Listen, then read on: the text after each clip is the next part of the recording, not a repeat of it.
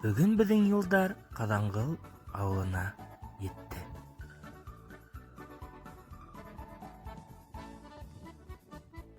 Сіздің алдығызда колхоз председателі Рүстем Илхамұлы. Амағыз, ауылдастар үшін бүгін собрание 2020 жылға пландарды өтірген. Шаулашмағыз. Бейел, Алла берха. Қазанғыл ауылында асфальт салынасақ, Алла берха. Мен ең біріншісінен айтып келе, қатын қызларға мәғлумет. Бірінші бала үшін яңы закон бойынша бір рулон бісен бөлінесек.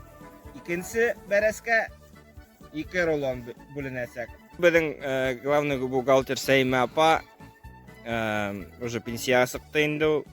Шынан соңында бұл Зарифа апай, бұл біздің завсклад. Мына бұл іштілер енді бұна. Тәлім папа, ең бит главный бухгалтер. Бірінде сөзінде ішінде халыққа нешет тұрағың о? Тек тұрағың о? Хайыр хамақ тек тұрағың.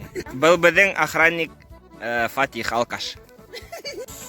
Ғали, хәді неме мұнда? Ака важды птица в пергам благодол. Алхозда неме болғанын біләгідім ол вообще.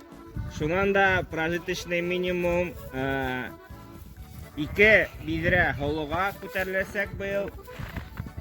Шундай пландар біздің колхозда. Әдір гіне ішлерге.